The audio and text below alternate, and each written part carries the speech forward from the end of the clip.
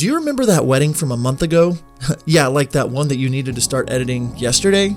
But you also need to prep today for your wedding tomorrow, and you're leaving for your first vacation in forever on Monday. So what do? It seems that the only creative part of your edits are the excuses you're going to have to give your clients. We have the solution, Wedditor. Wedditor is a team of top wedding editors, project managers, and account coordinators that help us wedding filmmakers edit.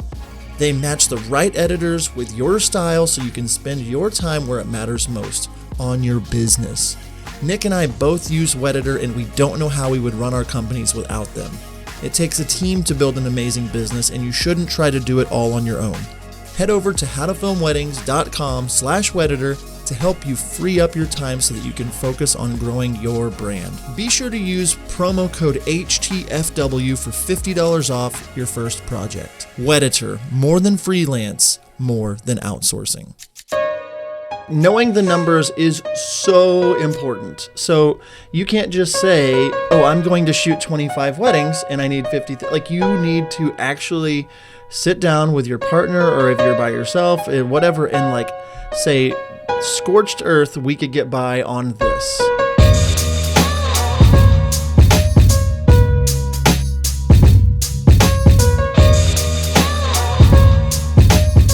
Hello and welcome to the How to Film Weddings podcast. My name is John Bunn, and I'm joined by none other than Mr. Nick Miller. Nick, dude, I always say dude first, but how are you, my dude?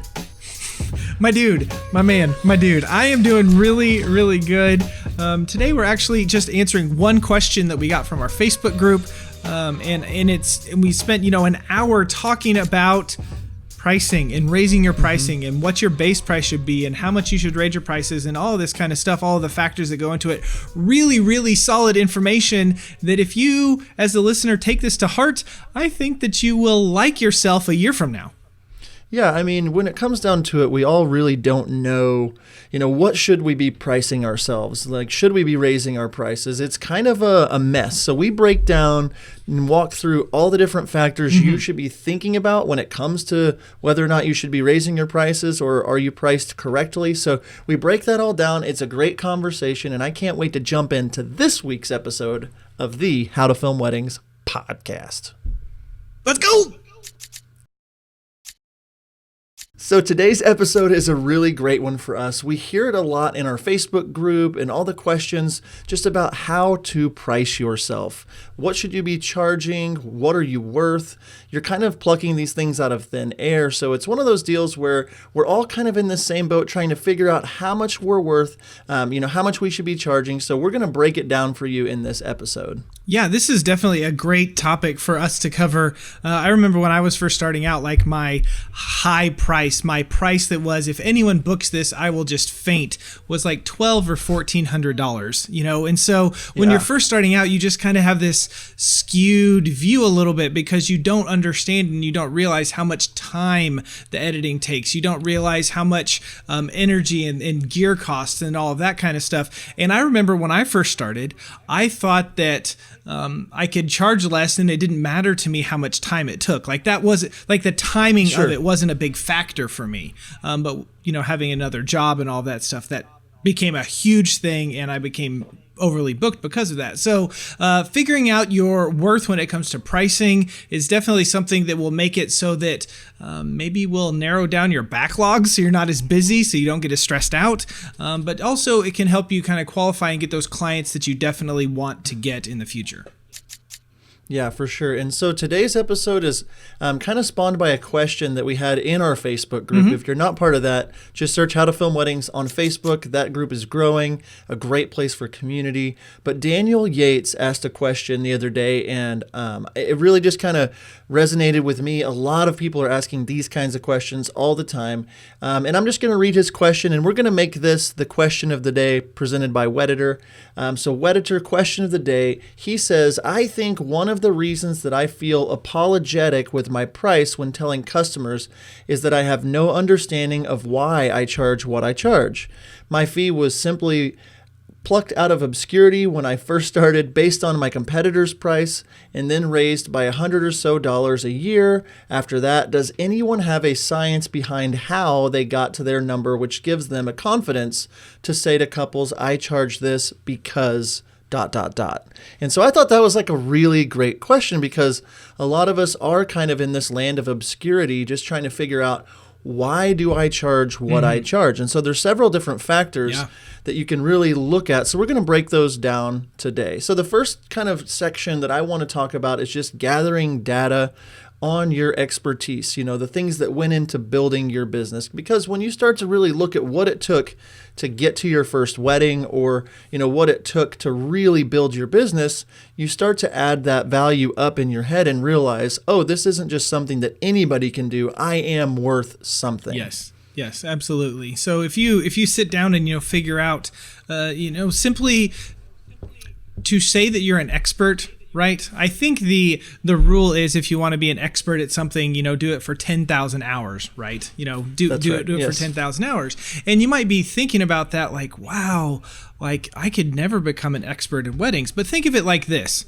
Okay. One, most of us are probably shooting 8-hour days. Like that's kind of the bare minimum probably for a wedding day, correct? 8 hours. But whenever you add the editing into that aspect, like it's not just like the shooting the wedding, right? It's the shooting, but it's also the editing. It's also the corresponding. I bet that most people are anywhere from 30 to 60 hours per wedding. When you include everything. And so then that just kind of depends on how fast you edit. And so if you want to become an expert in something and say, oh, I'm an expert, I can charge this price, it's not going to take you very long to get to that 10,000 hours if you are, about 60 hours a wedding. And I mean, when you say that, it's like 10,000 divided by 60, that's still a long time. Sure. But yeah, and the thing that I really, even if you're new, like, as we're looking through this, it's like you may not have any weddings on your books, and that's okay. You need to just know that you shouldn't be charging as much as somebody that's been doing this for 10 years or more. And so there's a lot of different factors when raising your prices. If your first wedding looks like my 500th wedding, well, you can charge more than I did whenever I was in year one. Absolutely. So there's a lot of different factors that you put into this crock pot, stir it all together, and then boom, you've got yourself a business. So the first thing that I would recommend doing, and if you're taking notes, this is one of these episodes that you might want to go back and listen to a couple times, but you need to write down how many total weddings you have filmed. You need to go back and count them up and just know that number. So thinking about it, like for me, I know that I've shot over 500 weddings in 13 years. And so like knowing that, number one, I can communicate that to the couple and they'll be like, wow, you've been to so many weddings. But like knowing you've done 20 or 30 or whatever that is, if you know that total number, that's going to help you. And then like Nick was saying, averaging out how many hours you spend at each wedding. So if you've shot 100 weddings at 8 hours, you've spent 800 hours just at weddings, not to mention, the 50 hours that you are working editing or running the business. So you've got thousands of these hours invested into your business at that point. Then the next thing that I would do is just basically take out and write out every single piece of gear that you take to a wedding.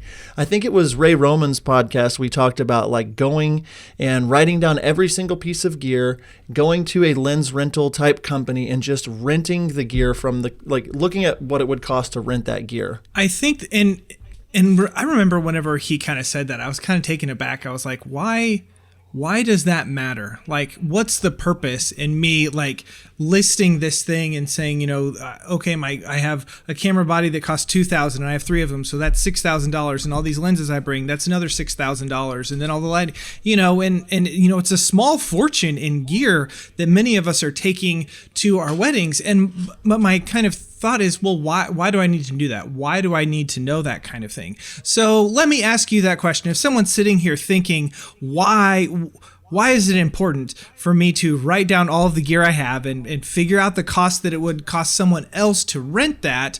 Why do I need to write that down?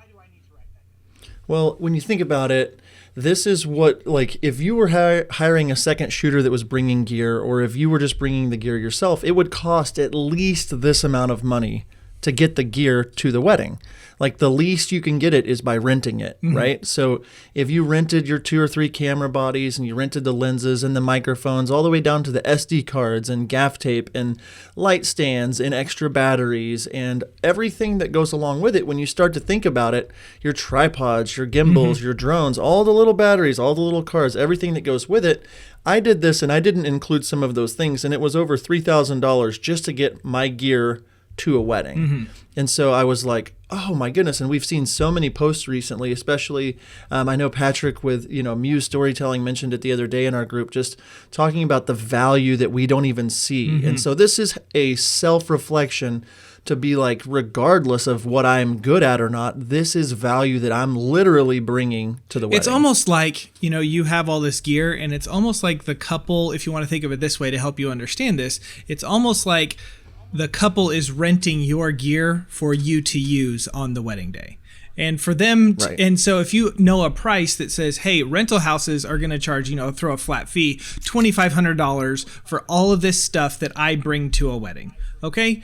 So that's a really good, starting base price, mentally, that you can think, okay, I should be making at least $2,500 whenever I go shoot a wedding, and that's just for gear rental. That's not included time for editing or time for showing up or anything like that. But that can really help you figure out that base price of, again, your gear rental, so you can get in a ballpark of knowing what you should charge. Yeah, and when we posted this, whenever Ray was on the show, people would, kind of were like, well, yeah, but you don't rent it. You wouldn't rent that every time or what? And that's not the point. I mean, yes, I know that you wouldn't say, hey, there's $3,000 worth of gear I'm renting, so I'm going to start just 100% at $3,000. But that is a factor. That is an ingredient in this recipe, figuring out what it is that you're doing. So you might say, okay, $3,000 worth of gear, and then you have to start factoring in your, the amount of time that you've worked with this gear and the amount of time that it takes to edit. And so what I did a couple of years back is kind of just took tabs on not only my gear, but now let's start thinking about all of the time that it took from somebody inquiring all the way until they've been delivered their film. And there are things like Honeybook and things like that you can use that will save you time on your business. But when it comes down to it, you've had to set those things up. You have to, book them. You have to send contracts. You have to remind them of payments. You have to have a bank account. You have to, and so all of this to do your business correctly, to just get to the wedding, not even talking about the skill that you have while shooting, and then the skill while editing. It's crafting a story, which is art, which you're providing a one-of-a-kind something for a couple that they couldn't have gotten anywhere else but through you. They could have gotten something similar, but they are hiring you as an artist to provide them art, to provide them a memory, whether it's just a documentary film or some type of a highlight film. You're licensing music, you're paying for editing software, you're paying for a computer. And so there's a lot of this stuff that goes into just knowing the basis of what it costs you to run your business in general. Yeah. And then probably after you take all of those pieces, after you take all of that stuff and kind of shake it out and figure it out together, you kind of get a better understanding and a better picture of what you should potentially be charging. If you, again, the rental gear thing is not the end all be all, but it's something to keep tabs on, just so you know. If it costs $2,500 to rent all of your gear, and you have been doing this for 6 years, and you know that for each wedding you spend on average 40 hours, when it comes to correspondence and editing and shooting on the day and all of that kind of stuff, and then you're like, well, I'm not making much money, and you look and you see, well, you're only charging $2,200, then you can kind of get an understanding of, okay, I should be increasing my prices, and these are the reasons why, from a logistic, gear costs and editing time and shooting time and all the stuff that you've done to build your business over the last few years. So that's a good kind of starting spot before you go into the next step. Yeah, and we see it a lot in each market. You know, there are new people that come into the market every year and lowball everybody. They bought gear, they think they know what they're doing, and they take a ton of weddings for really cheap. I did that. I think everybody doesn't even know that's like, you know, everyone does that, it seems like. And so like the reaction is, well, I need to compete with them. And I would urge you to do a better job of educating your brides than trying to lower your prices to meet up with the demand. Because what it does is it is a race to the bottom. You know, if you're thinking about McDonald's, you know, with a burger, trying to make it cheaper than Burger King, and then, oh, now we have a $1 menu and a 49-cent menu and 29, and it's like everything gets cheaper and it turns into a bunch of just crap. Like it's not any good anymore. It's not worth it. And then so people start to emerge that are like, yeah, I have a $7 burger. And it's like, oh, well, that's got to be way better than this nickel for a burger. You know, and so like, don't race to the bottom, you know, and I think that you have to be very good at educating your couples as to why you are worth what you're worth, because they're not going to pay you more than you value yourself. And so when thinking about that, like if you're just saying, oh, I'm going to just be exactly the same as the cheap guy in town, you're just lowering the standard. But if you're educating the bride and showing her what you're worth, a lot of times a bride will come to me, especially whenever I was like in the $3,000 to $4,000 range, and she would say, "There's a company in town that'll do it for $1,500. Can you do it for that?" And my response, instead of saying, "Let me see what I can take off the price," was, "If you think their films are as good as mine, please book them." And you could see the look in their eyes like, wait, what? And I'd be like, no, seriously, if you can't see a difference, which if you can't, it's great, it's fine, it doesn't hurt my feelings. But if you can't see a difference in what I'm doing and what they're doing, you need to actually go with them, because it's a waste of $2,500. And so don't race to the bottom. Yeah, absolutely. There was did you see that meme that was floating around for a while where it was this guy, sitting at his desk, and he was talking to this graphic designer, and he said, It took you 10 minutes to make this. Why are you charging so much for this? And the guy's response was, I'm not charging you for the 10 minutes it took me to make it. I'm charging you for the 10 years it took me to make it that fast. And so that's, as you're considering all of these things, like your time and your investment into it. And I think, gear, might get lost in hearing that comment, adding that up. But if you go back and you add up your time that you spent doing this, and especially as you get more into the tens of thousands of hours, like you are a professional, even though you didn't go to school maybe to do this thing. You are a professional. So you offer something that very few, very limited people can offer. Right. So when talking about raising our prices, that first bullet point is just gathering data on your expertise. Take the time to know the numbers of all of those things. There's so many data points, but like knowing how much time it takes from beginning to end, knowing what your gear costs, that kind of a thing are going to help you in first establishing, just the base for exactly what it is that you do. After gathering data, you need to also look at another ingredient, which is just basically the quality of work. What quality of work is out there in your market? What is your quality of work? If it is not as good as somebody else, that's going to be a determining factor in your price. If it's better than other people, and it's not what you think, it is what others would think about the quality of your work. But I will say this, your mom, your girlfriend or wife, or like your best friend, their opinions matter, obviously, because you're close to them, but they might not count. Because if you make a wedding video and you're close with your mom, she's going to say, that's the best thing I've ever seen. You're unbelievable. You're great and all this stuff. So you're going to, okay, I can charge $5,000 for this, when it's really like a $1,500, kind of level. So I think you need to be very, very self-aware. You need to be very honest. And huge. As creatives, like, I think that being self-aware is really, really hard for many of us to do, because I look at my stuff and I'm like, it's so good. Like, it's so good. And then there might be people out there listening that are like, Nick, you're okay. I don't think they're there, but well, thank you. I was fishing for your a work compliment. is so good. But I'm saying, being self-aware, being honest, and if you don't know, Like, am I good? Am I not good? Where, like, find someone in your market, or maybe you're new and you're kind of scared to reach out to that established guy that's been around for 5 or 10 years.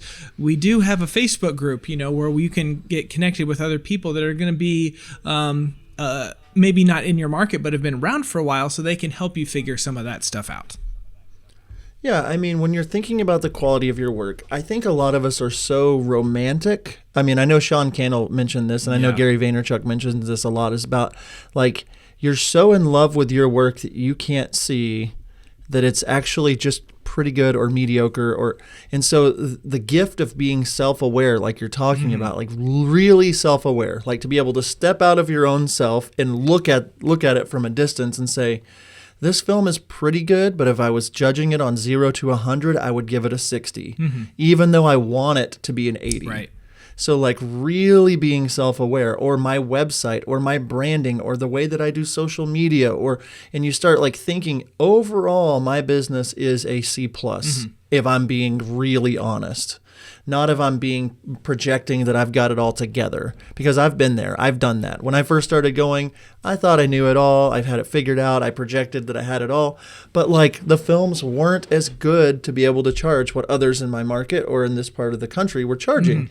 And so like I would hit my head and be like, why am I not able to charge more? And so if you're asking yourself like, oh, I'm not getting bookings, I'm not able to raise my price, your work might just not be that good right now, and you might need to get better, and that's part of it. And so that's a hard pill to swallow. It definitely is. And a thing that John and I have said before on our podcast and on our YouTube channel with some other videos is that you might be really working really hard on your Instagram account and trying to grow your Instagram account. Let's use that as an example. And you're posting stuff every day. You're commenting all this stuff, but you're not getting any traction and you're not getting any followers or whatever. You got to look at your content, because at the end of the day, the content is still the king. A really good salesman can sell a mediocre film. I mean, you can do that kind of thing, but for how long can you do that? I mean, you need to pour yourself into your own craft and continue to grow and continue to get better if you want to raise your prices. And another thing with being self-aware like that is you should take a look at your competitors that are in your town. Okay? And I think that most of us can kind of be objective about this and say, well, especially if you are pretty self-aware, you can look at someone else's and say, that's my competition. Of the 10 people in my town, there's 2 that are my competition because their quality is right where mine are. And there's some people that are down lower than me. And there's some people that are way above me. And so maybe figure out what it is that those people that in your area are kind of charging, and then kind of base your price off of that. Again, if there's one other company and they're charging $4,000 and their stuff is way better than yours, charging $38.50 because it's cheaper than the good guys, that's probably not a good model to go for. We know the time suck that is searching for the perfect song for your wedding film.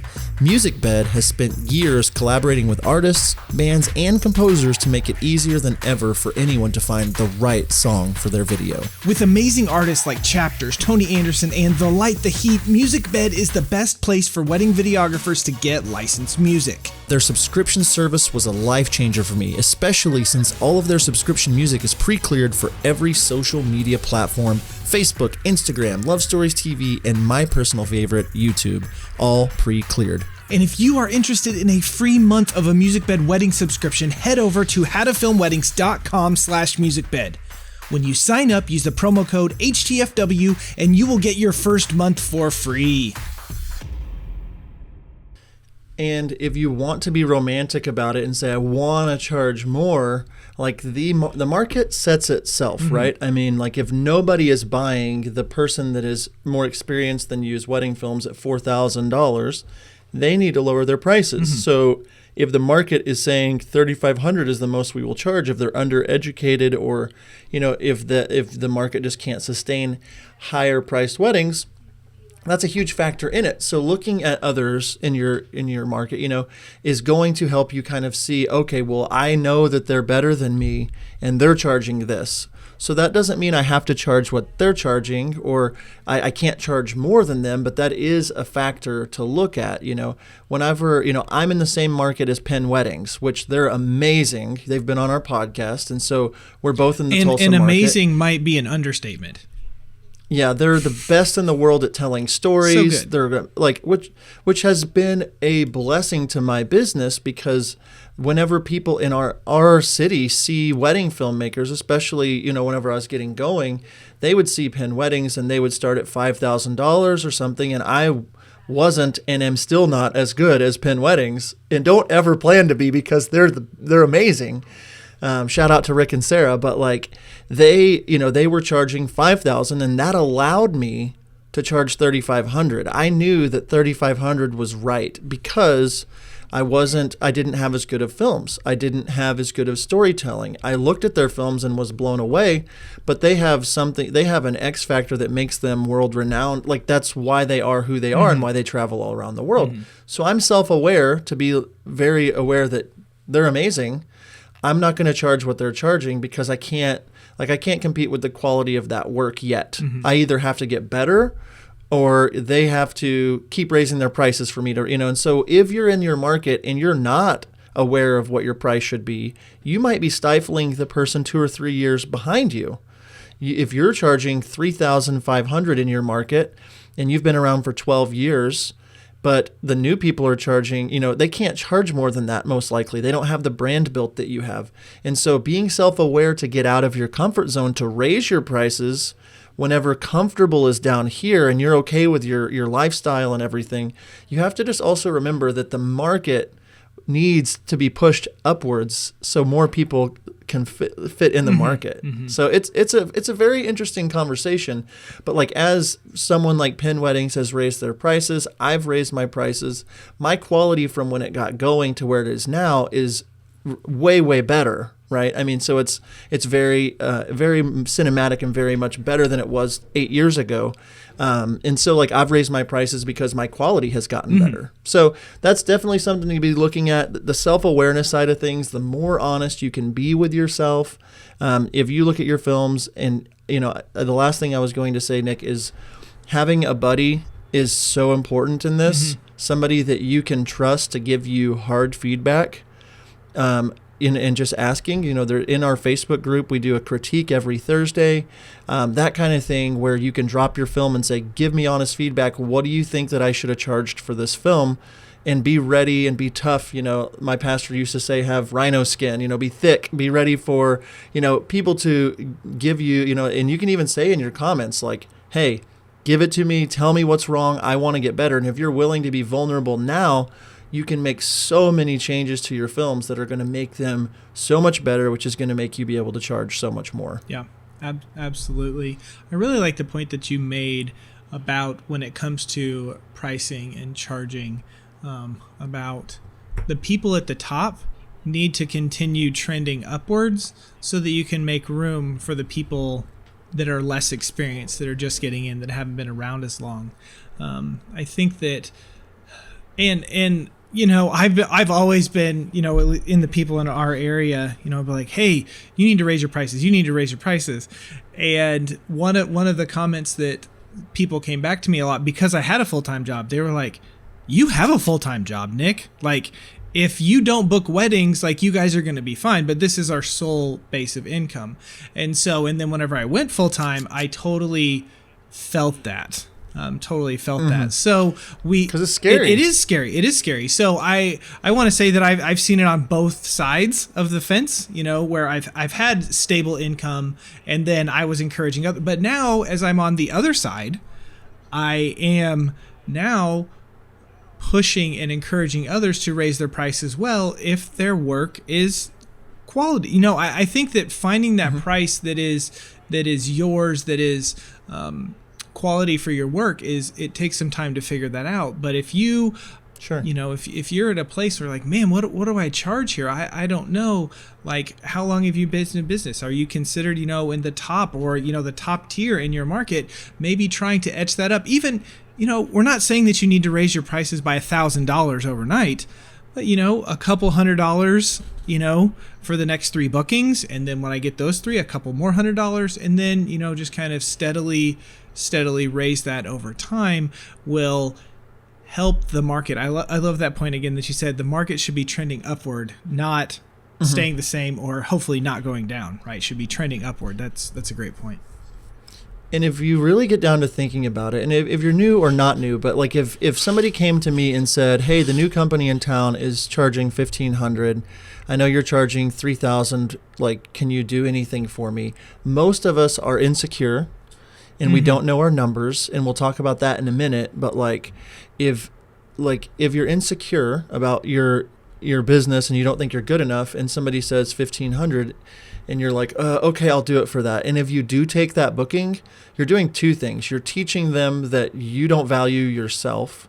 Like, you're showing them, like, I promise you it will be hard to work with them if you give them that huge of a discount. They're going to think they can get more out of you and more out of you and more out of you, and you're going to work your butt off.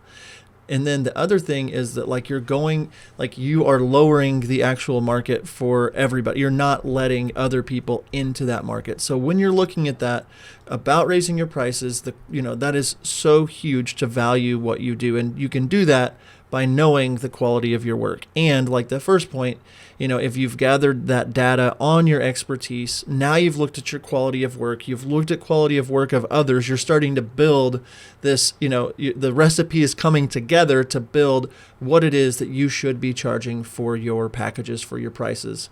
Another thing we want to talk about, Nick, is, we just got through talking about the quality of your work. Now I want to jump over to talking about like the quality of your businessmanship, your salesmanship. How are you at branding? How is your business? How do you sell? How do people see you in the market? And so again, self-awareness is huge. Like, if you're not having other people look at your website, your branding, and just telling you honest truth about it, you're doing yourself a disservice. But like, being able to look at Redeemed Productions in Tulsa, Oklahoma, my company, and say, I know that in my business, like, not necessarily what a wedding videographer in Tennessee thinks about me, but like, brides think of our company as a very expensive, high-end, luxury, nice company. Anybody that has a really expensive wedding in town is thinking about Redeemed Productions, because we have done a really good job of setting ourselves in the market as that company. And so, thinking about that, like, do you have relationships with vendors? Do you have high-end wedding planners that you work with? Do you have experience with other vendors that are going to vouch for you? Like, if you're new, I'm not referring you. And so if a wedding planner sees a new company, you have to build that over time. So that is another factor that's huge, especially as you get up into the high-end weddings. It's way more about who you know than what you know. And so you have to factor that in and be self-aware about your actual business itself. Yeah.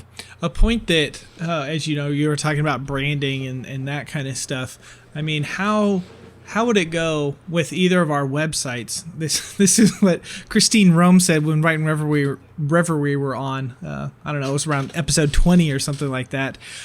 She said, you can have the most beautiful films in the world, but if your website looks like was made for plumbers, like, you're not going to get the types of referrals that you want. And that always just kind of stuck with me a little bit, because yes, your work does matter, but what's around your work matters just as well. And what is the message that you are communicating to potential clients by the website that you have, by the words that you use on your Instagram posts, by the things that you do in your Insta stories, how you just interact on social media in general. Like, all of those things are saying something. You just said it really is, when you've been around, it's about who you know, not what you know.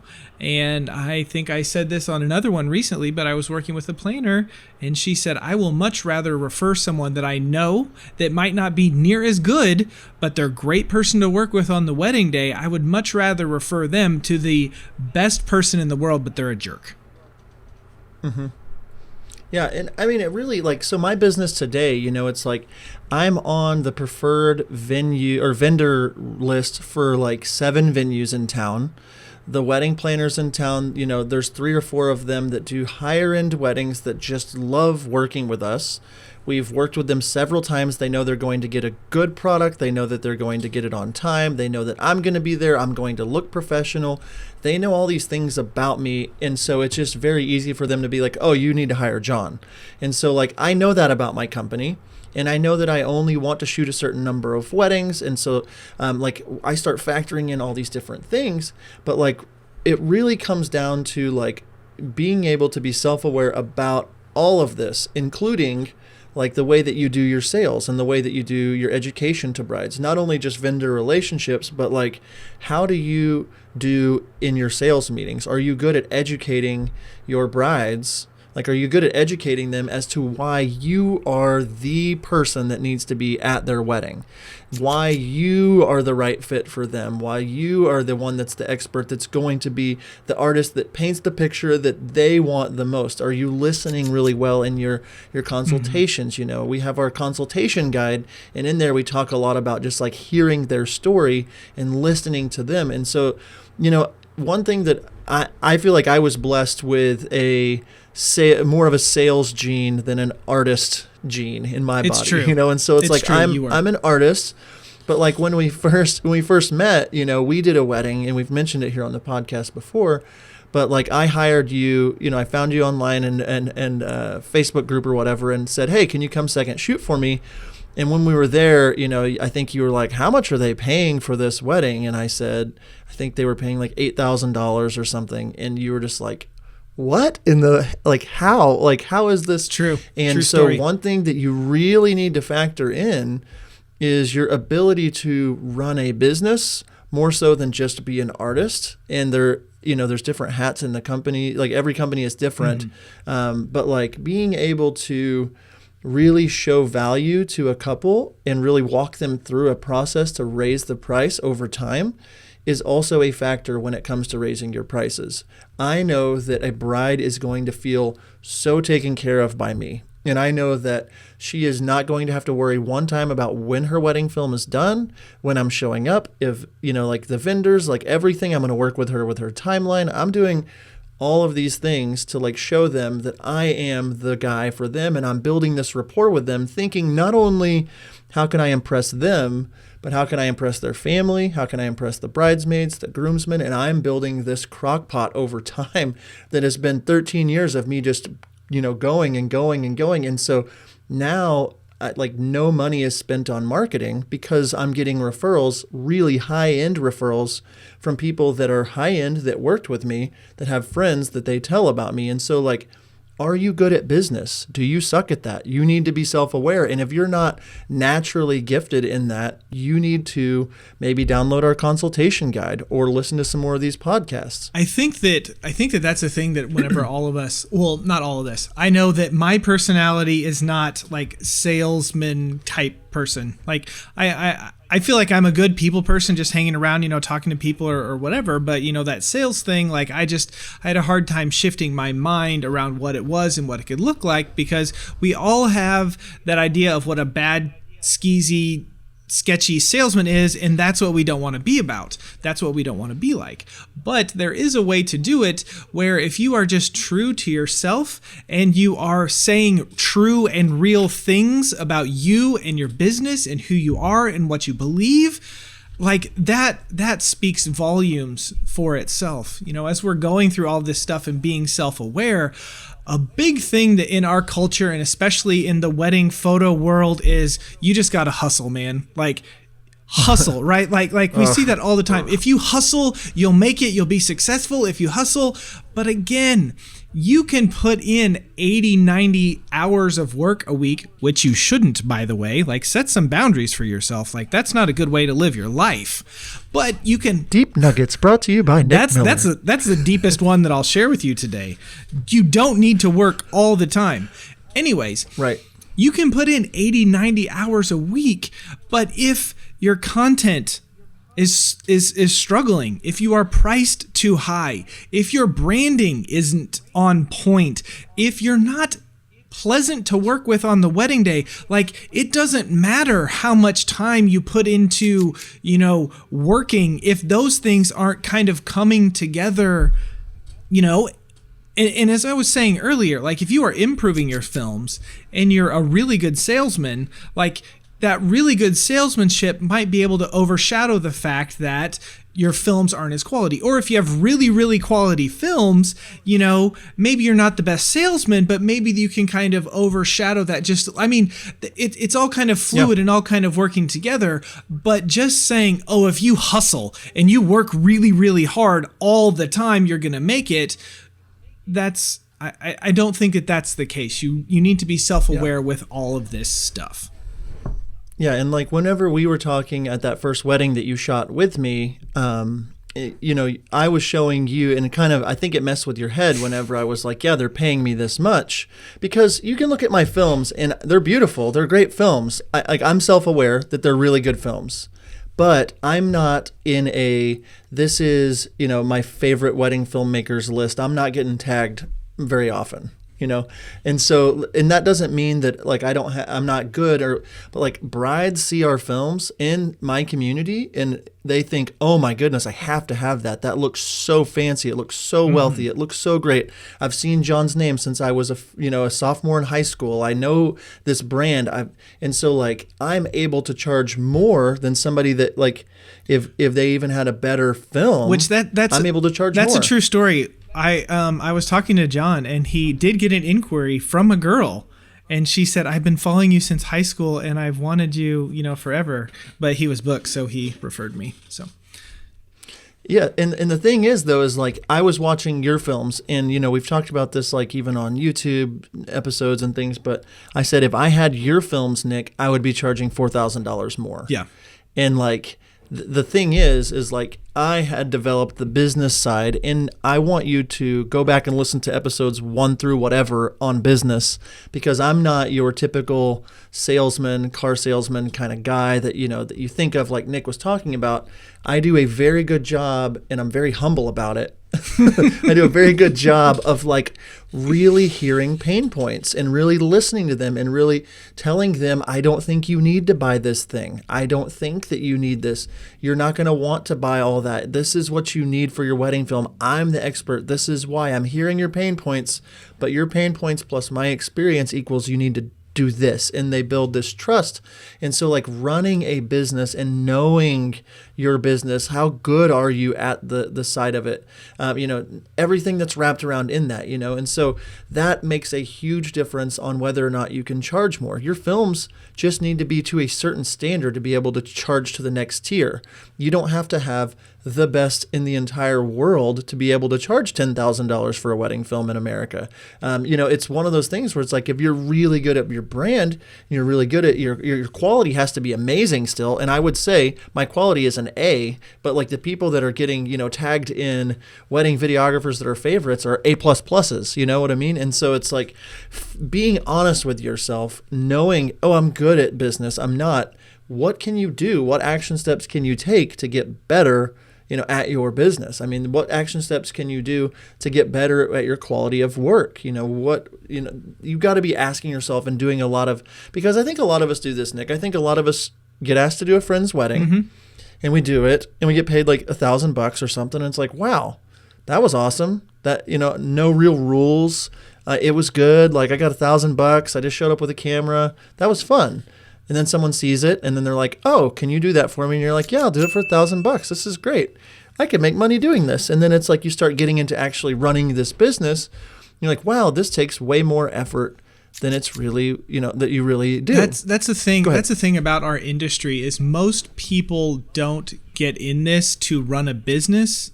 They do it because they want to be creative and they want to make some money.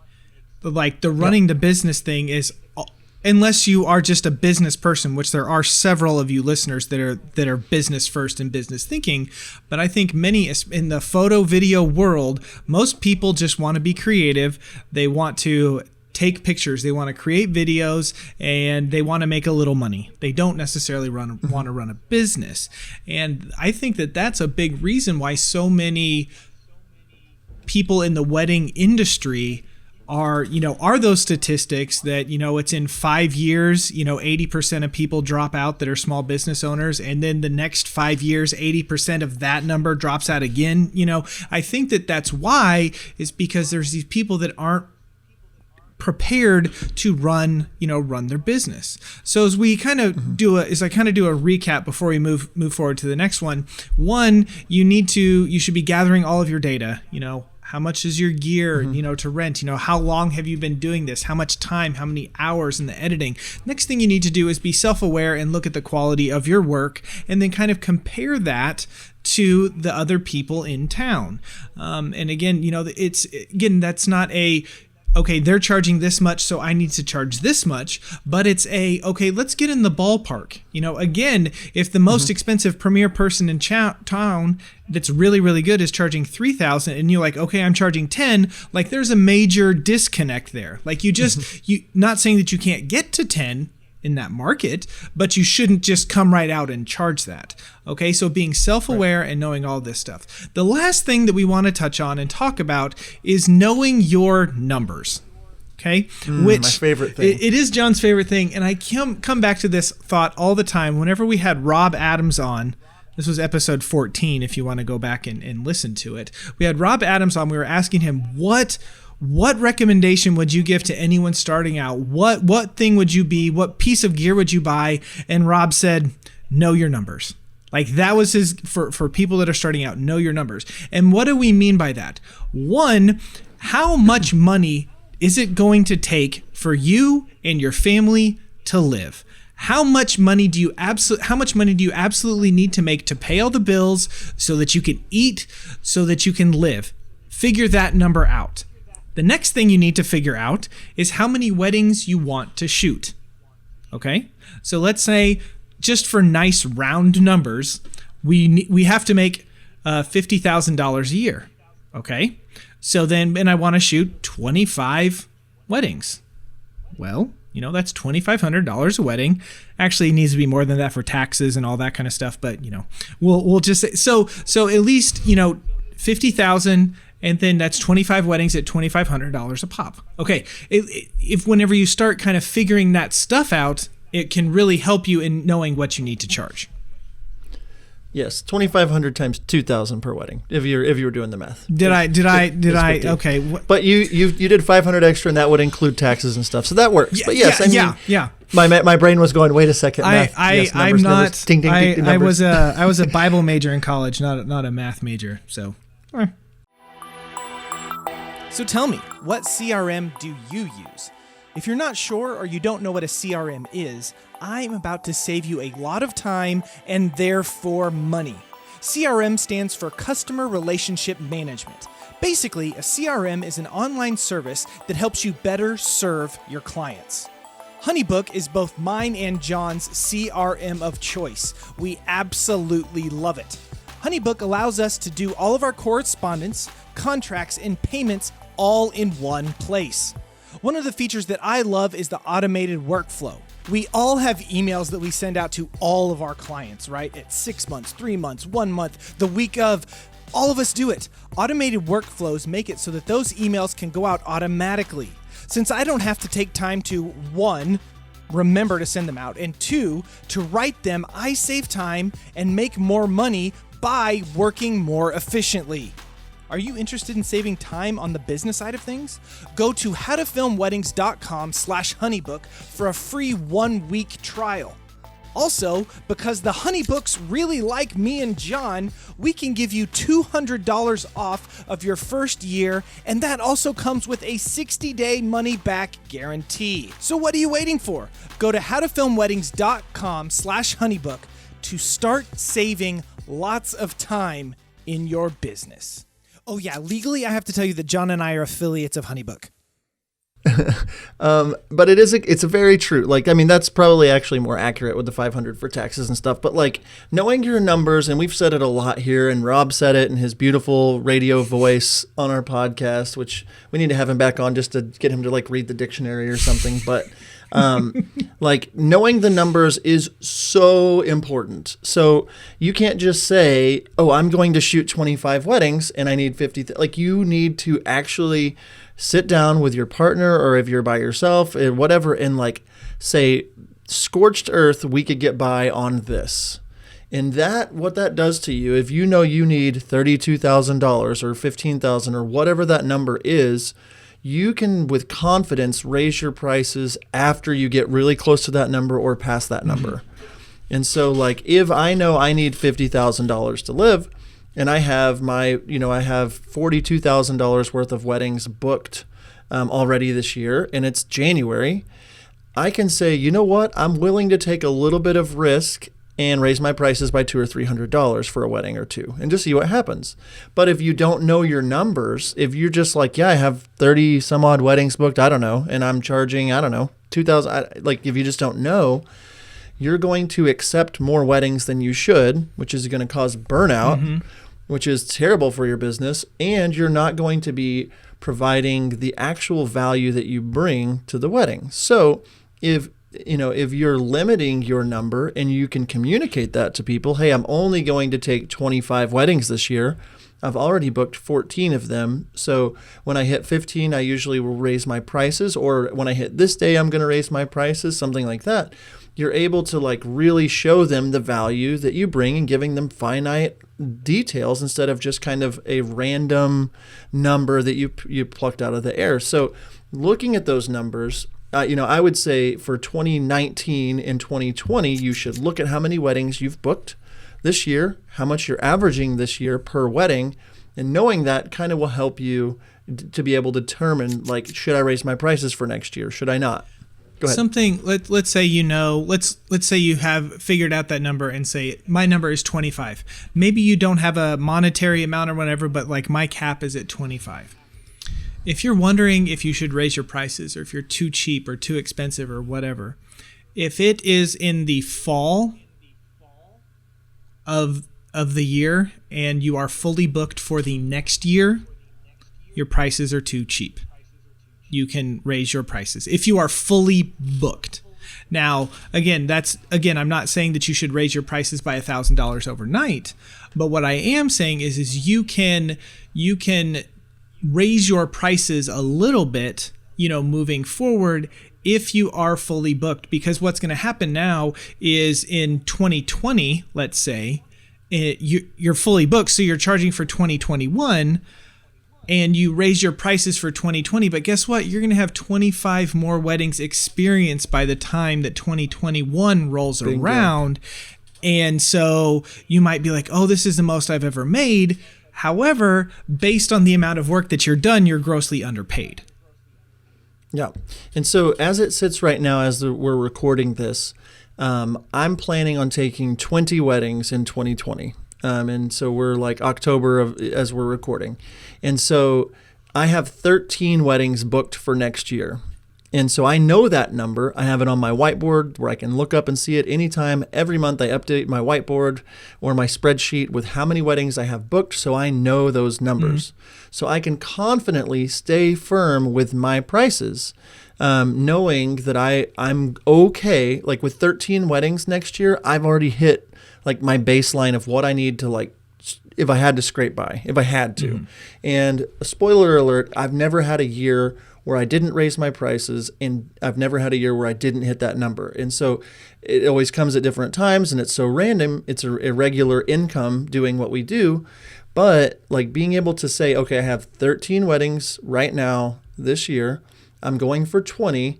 When a bride contacts me, so when I was only at 11, bride number 12 and number 13 that booked me, I told them, I'm already at 11. This is earlier in the year than I'm used to. I'm capping it at 20. My little girls are in school. I really want to focus on, the How to Film Weddings podcast. Or I kind of explained to them as a real person, I would love to work with you and I'm not rushing you, but once I hit 20, I can't guarantee you that I'm going to be able to take your wedding. And so that puts it back on them as, wow, if I want John, I better, get over here and sign this contract, and it puts a little bit of pep to their step. You know what I mean? So that is another thing, Nick, that if you really are, if you know those numbers, you come across as confident and you come across as, an authority in your industry, in your market, as, okay, they know what they're doing. And what's going to happen. And I just wanted to throw out a couple of our numbers this year alone, we've had over 100 inquiries for wedding films. I want to say it's around 150. And talking about knowing my numbers, I don't know this number, but I delete them as they go if they're, they don't fit. But like we've had around 125 to 150 is what I would really think on the inquiries. And we've booked 23 weddings for this year. And so like that is about 20% or less bookings. Yeah, go ahead. A 20% booking rate is phenomenal. Like some of you out there are sitting here thinking like only 20%, like from a sales angle, like 20% is phenomenal. A really, really good booking rate or a closing rate is like 7 or 8%. Like that's considered really, really good. So just to maybe some people that might be stressing out, it's like, oh, I get all these inquiries and only 1 out of 10 are booking me. Okay, that's 10%. That's considered a good booking Pretty rate. good. That's great. Yeah. Yeah. And so like of those 125, let's just say, 23 of them have booked me. And I have had to say no to 120 of them, or like most of them, 95% of them don't book only because of their budget. Mm-hmm. They're not like, we found a better option that we like better. They're like, we love your work. We wish we could make it work, but it's just out of our range. And I tell them, I'm sorry, I totally understand. Let me refer you to some people that I think might be more in your range. And so like, I am showing them that I value what I do. And so what's happened a lot is by me valuing that, they have told their friends, even though they didn't book me, they have a friend that is getting married and might have a larger budget. And they say, hey, you just did your wedding. And they'll be like, yeah, I didn't hire Redeemed Productions, but if I could have, I would have. They're the best. You need to check them out. And you set, like this value on what you do.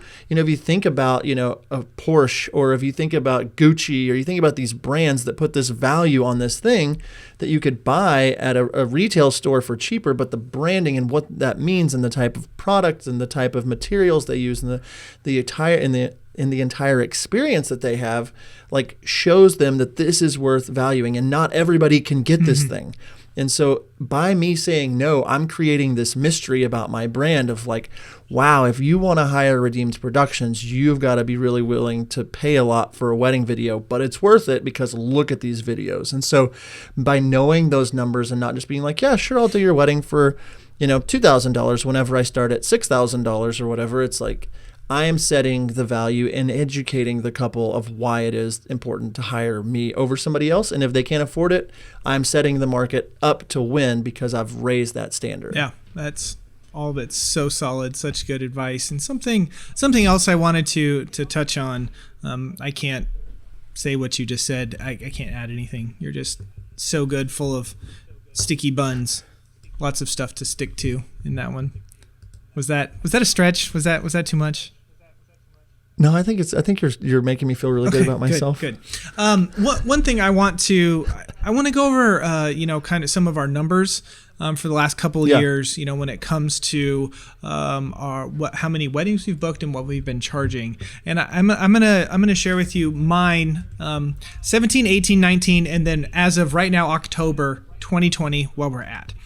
So in 2017, we did 21 weddings, and I was about $3,000 a wedding. 2018, 23 weddings at $3,300.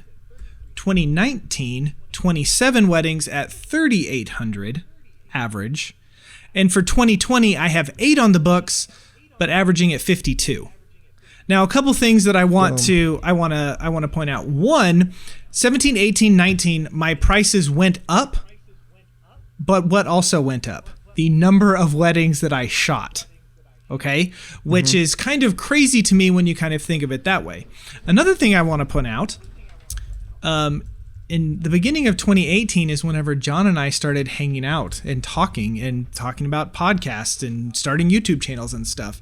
And I find it no coincidence that in 2018, my prices were about $3,300, 2019, $3,800, and that could be actually a little bit higher, but I'm around the $4,000 mark.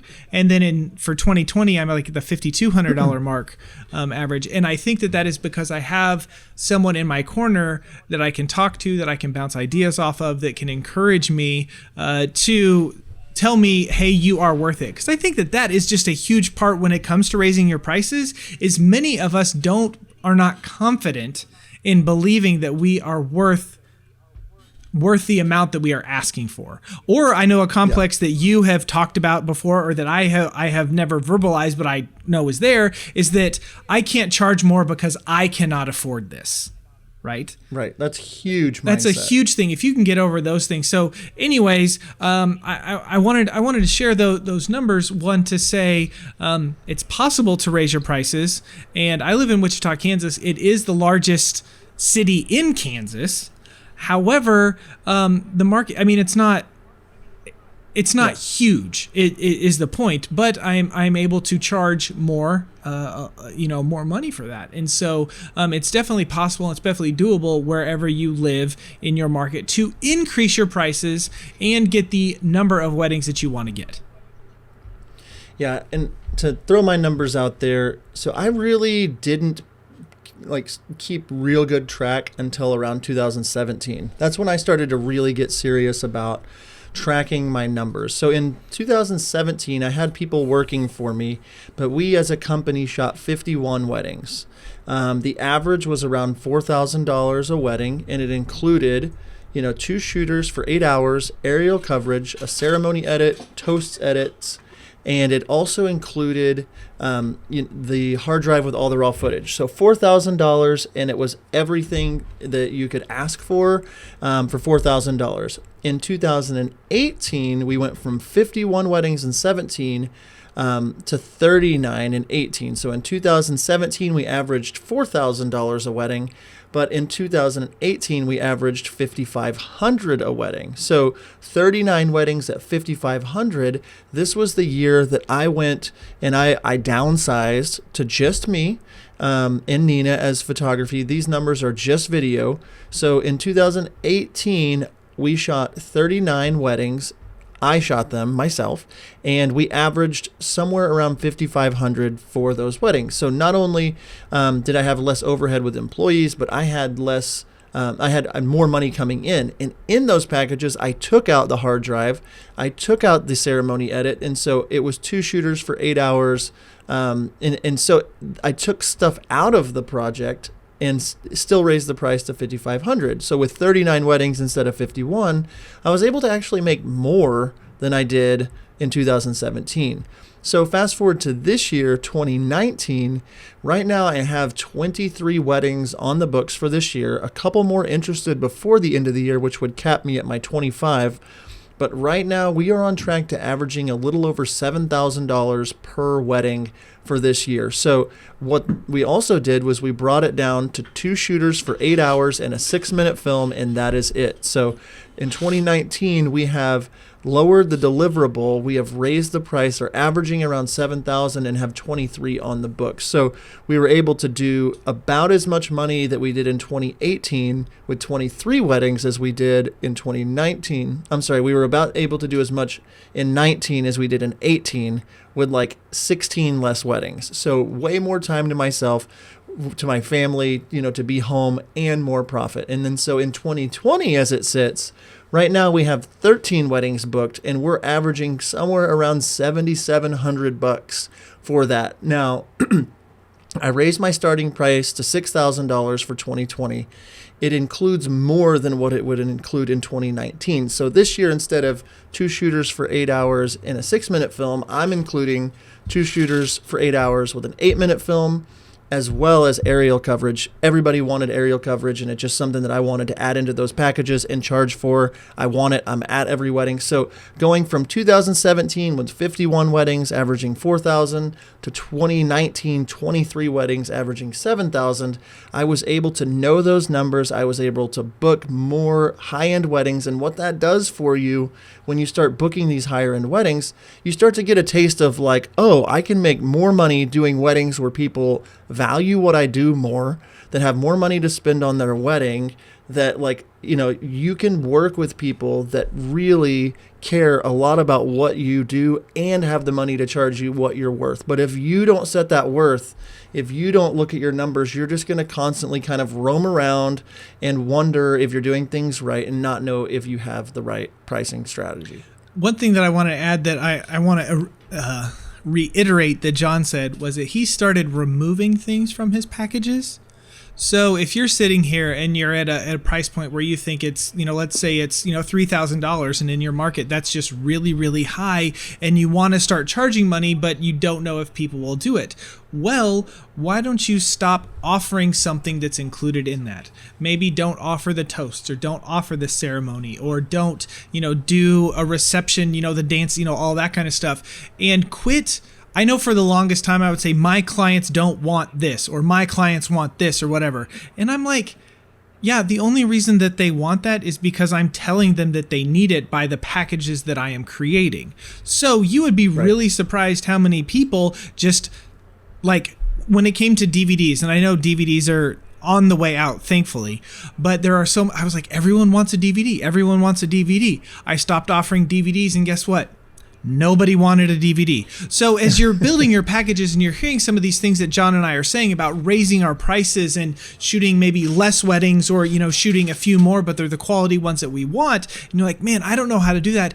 Maybe do the addition by subtraction method of packages so that you're actually making more per wedding because you are doing less work per wedding, even though you're charging the same dollar amount.